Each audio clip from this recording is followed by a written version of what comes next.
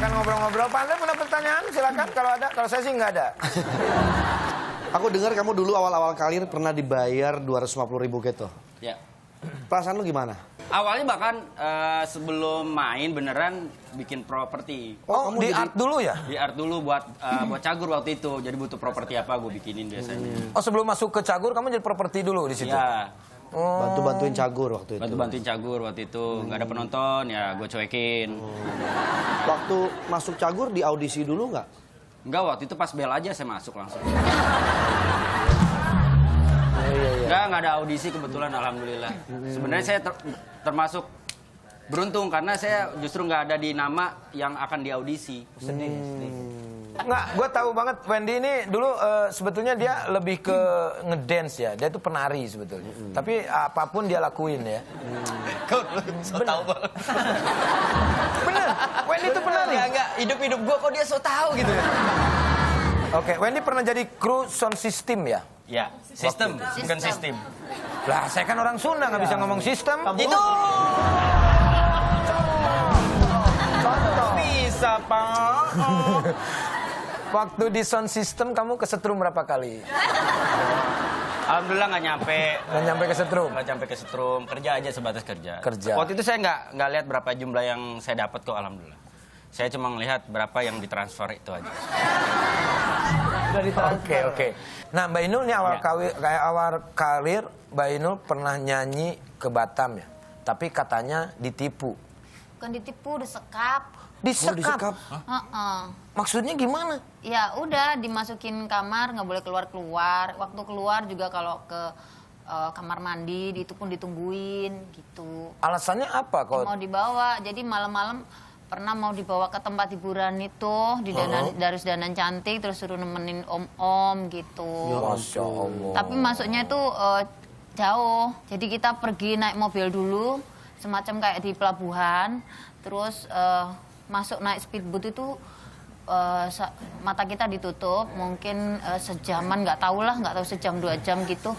Masuk speedboatnya itu kayak masuk di semacam kayak di film gitu, rawa-rawa gitu. Nah, masuk ke dalam rawa-rawa itu di situ ada semacam kayak tempat lokalisasi gitu di situ. Kita nyanyi sama nemenin om-om di situ. Tuh. Dengan ngamen yang jelas gitu ya. Nggak bisa pulang duit. juga. Nggak bisa pulang juga? Enggak. Orang aku ya mungkin karena berdoa banyak gitu deh. Banyak berdoa mungkin Tuhan dengar karena aku juga kan masih perawan jadi takut gitu kan. Teman-temanku juga udah pada itu karena sebulan itu kan ada yang sudah putus asa. Jadi yang kita bertiga akhirnya kita deketin istrinya yang itu, orang yang mau bawa kita ke mau nggak tahu dijual mau apa gitu. Terus kita deketin, kita omongin yang enak-enak, akhirnya kita dibebasin pagi tapi dipulangin tapi nggak dikasih sama apa-apa ya, keluntungan aja gitu, nggak bawa apa-apa. Nggak makan, nggak apa? Nggak, jadi ditaruh di pelabuhan, dinunut ke kapal gede gitu. Tega jadi ya? kita nggak dapat tempat tidur, jadi ada di deck itu, ya keanginan 4 hari, tapi kita nggak bisa makan, jadi ngapain cari makan di tangganya kapal gede itu. Oh, sempat ngamen juga di situ? Ya ngamen cari uang, nggak bisa makan. Siapa yang paling support Mbak selain suami? Jadi mewek. Nggak apa-apa. Yang paling support saya adalah selain suami saya adalah ibu saya. Ada juga yang Titik Puspa yang selalu ada di samping saya walaupun beliau orang lain yang sudah memeluk saya selama ini. Yang lainnya ya ada gula, ada semua. Pada saat kita happy, kita senang, banyak duit, semua pada dekat. Pada saat kita susah ya kita bisa menghitung siapa orang yang dekat dengan kita yang baik. Manusia ya namanya juga ya. Mudah-mudahan masih banyak yang dekat dengan Mbak Inul maupun susah ataupun senang ya. Para penonton, bapak-bapak ibu yang Eyang Titi.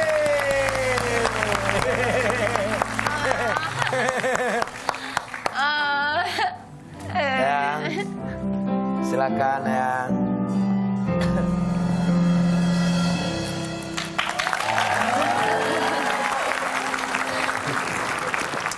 inilah yang Titi yang selalu memberikan semangat sama Inul dan juga saya ya. Oh gitu. Yang Titi itu luar biasa.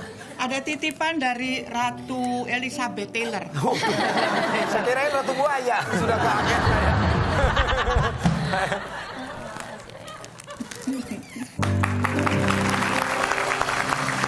Silakan yang Titi duduk. Oh, iya. Mas, ojeknya di sana.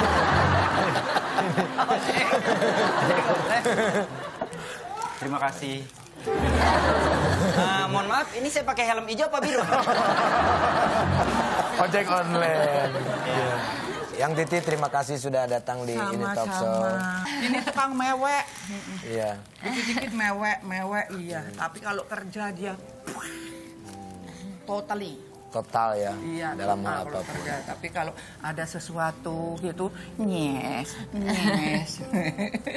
Jadi kalau ada apa-apa, kalau ada curhat dari zaman dulu sampai sekarang larinya ke beliau karena kan kalau emak di kampung kan kasihan gitu, jadi curhatnya sama Eyang gitu. Kapan sih habisnya urusanmu, saya bilang. Tapi memang orang hidup. Itu belum. Hai. Apa kabar? Saya cantik enggak? Cantik. Cantikan ini dong. Tepuk tangan buat saya. Pak Kodir, ini ada yang Titi yang Iya. Agak terharu nih Pak Hasim. sedih ya. Sedih. Ya perjuangan seseorang itulah ya. Tidak Tapi- boleh melihat dari hasil. Semakin orang banyak diuji, Tuh.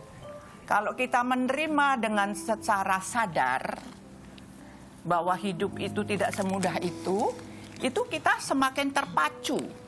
Jadi kita bukan hanya wah dapat ini terus langsung just best. Nggak bisa.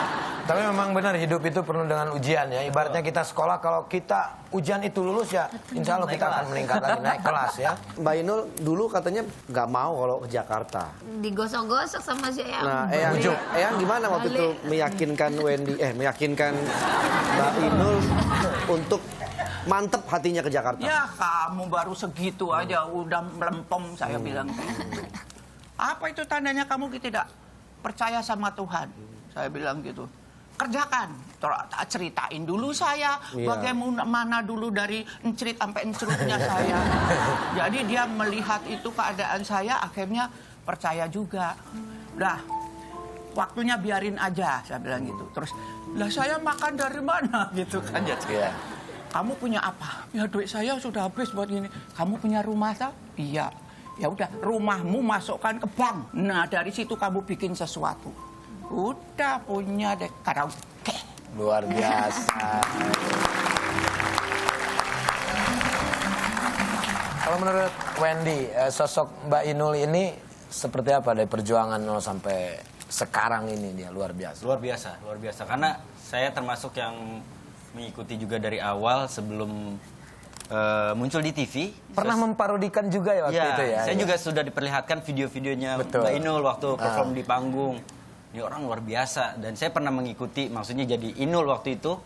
Memparodikan Pakai jadi wignya aku juga. Dan itu luar biasa ya. Saya jadinya diragukan kejantanan saya. Ya, karena kan saya cowok ya. Saya belanja ke Majestic nyari baju cewek, terus nyari wig segala macam untuk biar kayak Mbak Inul. Tapi hebat loh Wendy ini bisa memerankan ya. Lo masih ingat nggak waktu itu ada jogedan yang Mbak Inul yang susah. Gue pernah Harus pakai nyobain kostum ya? Gue pernah nyobain waktu itu dan pada titik itu gue bilang dalam hati gue, ini Mbak Inul luar biasa karena dia harus bisa joget dan nyanyi tetap ekspresif dalam waktu yang bersamaan. Betul. Gue aja joget napas gue tinggal 2. Ini harus nyanyi dan itu luar biasa capeknya. Saya tinggal setengah. Jangan. Nah, kalau tinggal setengah saya beli di supermarket ya. Masih ada ojek. Luar biasa sih, keren. Perjuangan sampai sekarang juga luar biasa. Kalian tahu nggak? Aku tuh dulu tuh nggak kenal sama dia. Jadi aku tuh penggemarnya dia. Aku sama cucuku lari-larian nyari yang namanya Inul datang, Inul. Orang kenal. Jadi walaupun dia waktu diperangin orang, saya pun belum kenal dia. Aku maju dengan sendirinya. karena menggemari ya. Iya, karena menggemari dan merasa bahwa itu tidak adil. Tuh. Oh ya gitu, jadi aku sebagai perempuan, ini perempuan. Ya. Kalau laki-laki mungkin ya nggak tahu deh, masa bodoh deh. Laki-laki ini. Yang Titi, terima kasih banyak sudah hadir di sini. Mungkin ada yang mau di sepuluh kotakan Naina? Mungkin saya adalah orang yang ada di Jakarta dan pendatang yang sangat beruntung mendapatkan karunia dan hadiah yang besar bisa bertemu dengan Eyang Titik, karena bertemu dengan beliau adalah hal yang paling indah karena mendapatkan banyak ilmu, banyak keajaiban-keajaiban yang membuat saya bisa bertahan sampai hari ini karena wejangan dan apa yang sudah diberikan kepada Eyang Titik. Luar biasa. Masuk. Masuk. Sama.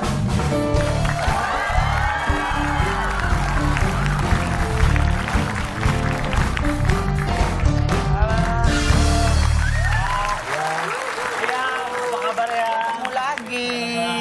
Halo, apa kabar, Mas? Baik. Iya. Cacan Handika. Chan Kelvin. Nih Chan, ini ngapain nih bawa setir begitu? Kan sekarang lagi musim pencurian. Tuh. Makanya nih bannya saya copotin biar aman. Setirnya. Oh, ini setir. Ini bukan setir, bukan ban, Pak. Apa? Itu apa? Mohon maaf.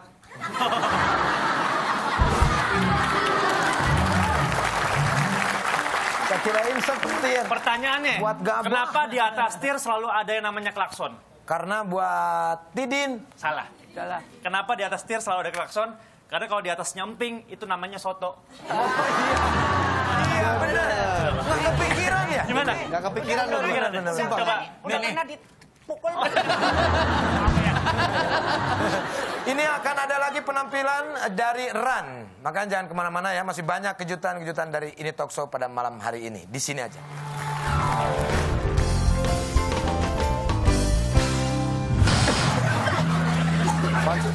Ini kenapa ini?